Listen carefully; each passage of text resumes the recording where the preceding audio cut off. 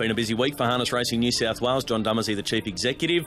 John, we start with some big news about the Tamworth purchase of the showground. Yes, Greg, and it's welcome back. Amanda, unfortunately, and it is a sad time for the Rando family with the passing of Mary's mother. So all of Harness Racing, our condolences are with them. But with regard to Tamworth, yeah, certainly it's something different, a strategic turnaround, I would say, in some respects, in purchasing the showground rather than building on the greenfield site. The move back to the showgrounds, obviously you had the opportunity to look at that Greenland site, but why the move back towards the show? Oh, we looked at everything, quite definitely how it best served the region, but more so perhaps how it best served the entire state of New South Wales, and there's always financial implications that come into it. We've got to service a lot of tracks. There's 33 tracks that we service as long as also with the training tracks as well. So it's a whole package, but it's a great package for the Tamworth Club for the Northwest region. So what does it mean going forward in terms of the racing? Will there be any interruption at all? The show, will it proceed as organised next year?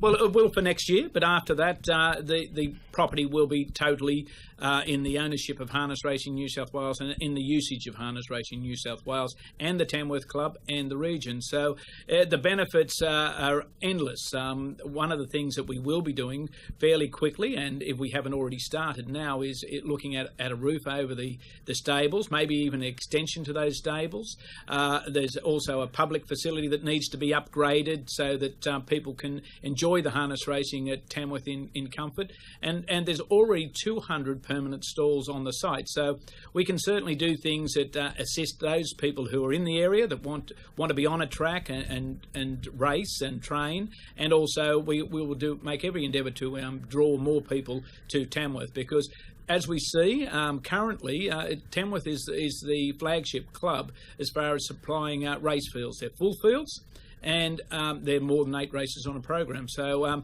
Tamworth is on the up and up right at this moment, and we envisage and expect and will make it go even further forward. So participants in Tamworth should be very happy about their future going forward. Obviously, it's going to be very good times for the Tamworth region. Well, they shouldn't be unhappy. You struck on there before about continuity of racing. Had Harness Racing New South Wales not acted in this last week and the property had been sold to a developer, well, we haven't got a DA in yet. How long does that take? Finances are very, very important to this industry, and we had to look at that carefully. So there will be continuity of racing. There'll be additional racing, certainly in the next tranche of race dates. And more importantly, the horsemen appreciate that track. There's nothing wrong with the track. Certainly, the times they're running there are very, very good. So, and it's competitive racing. So it's, as I say, no one should be unhappy. Everybody should be happy and enthused about what we can do there. What about Kyle Barnes? Obviously, there's a gymkhana coming up this weekend in support of him. Organised by the Dubbo Club, and there's been a hell of a lot of number of people who have contributed to that gymkhana. Anybody that can make their way there should. Anybody that can't should contact the Dubbo Club and see whether they can bid on an auction item or do anything to help Kyle. He's been in the sport all his life. Unfortunately, he's suffering from a terminal illness, I would say. But you want to make sure that he can get the best of care, and the rest of his life can be lived out, and hopefully there is a recovery, but it doesn't look that way. But yeah, Kyle's a good guy, really good guy, always been a contributor, never been in any trouble with this sport, so people should support him. Here at Harness Racing New South Wales, next week or the week after, we will actually contribute further by an online auction. So if you can't make Dubbo, ring the club. If you can't do that, well, watch out for our online auction. It is something that the industry does very well. When someone is doing it tough, they do pull together very well. Well, one guy that's doing a fair bit of work, doesn't even know Karl, is Michael Brown. Indigenous Michael Brown he's probably better known now, and the Industry Volunteer of the Year. He's been collecting and organising items for auction. Colin McDowell's another very strong supporter. He's in the thrust of everything as well. But so many others, and it's the right thing to do to support those who aren't as well off as what some of the rest of us are, and where we can help, we will. Now, what about Wagga? What's happening down at Wagga? Well, it's very exciting. I think this is one of the best weeks we've had in harness racing in recent times. And Wagga have a new committee. The four committee people were elected by the members.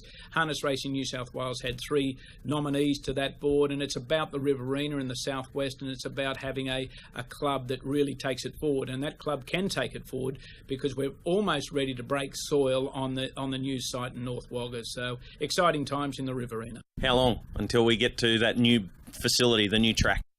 Well, weather permitting, we expect it to be for the Wagga Gold Cup in 2018. I can't see any impediments other than that.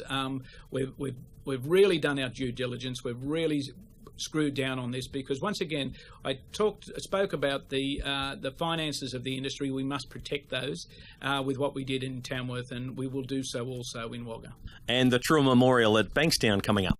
Yes, this Friday night. Hopefully it'll be incident-free. Rain, fire, storm, everything has hit poor old Bankstown in the last couple of years. But they're riding on a wave of success. They were very successful in the litigation against the adjoining club premises over car park disputes. So they've got some money in the bank. They're looking to go forward. They're trying new initiatives. But the Trua Memorial, time-honoured event, recognises one man, but more so his family, as the descendants of Bill Trua, Max Trua actually. Bill's also gone, but we recognise him also. So a great night. Yaya's Hotspot looks the winner, but anything can happen on that track. As I witnessed once upon a time, the winner was first across the line, placed second, got the race back 2 years later. So anything can happen there. But Composed is the tip that I'm hearing around the traps.